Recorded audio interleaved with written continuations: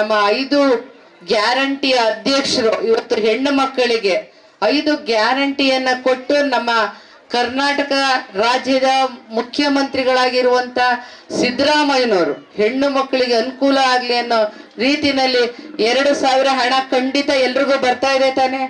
ಬರ್ತಾ ಇದೆ ಇಲ್ವಾ? ಬರ್ತಾ ಇದೆ.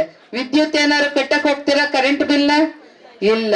ಬಸ್ಸಲ್ಲಿ ಫ್ರೀ, ಎಲ್ಲಿಂದ ಎಲ್ಲಿ ಬೇಕಾದ್ರೂ ಹೋಗ್ಬೋದು. ಎಷ್ಟೊಂದು ದೇವಸ್ಥಾನ ನೀವು ಸುತ್ಕೊಂಡು ಬಂದಿರ್ಬೋದು, ಹೌದಲ್ಲ?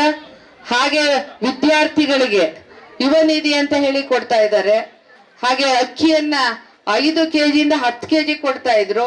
ಈಗ ಅದನ್ನ ಬದಲಾವಣೆ ಮಾಡಿ ಉಪ್ಪು, ಎಣ್ಣೆ, ತೊಗರಿಬೇಳೆ, ಮನೆಗೆ ಏನ್ ಬೇಕಾಗುತ್ತೆ ಆ ಸಾಮಗ್ರಿಗಳನ್ನ ಕೊಡಬೇಕು ಅಂತ ಹೇಳಿ ಸಿದ್ದರಾಮಯ್ಯನವರು ಹೇಳಿದ್ದಾರೆ.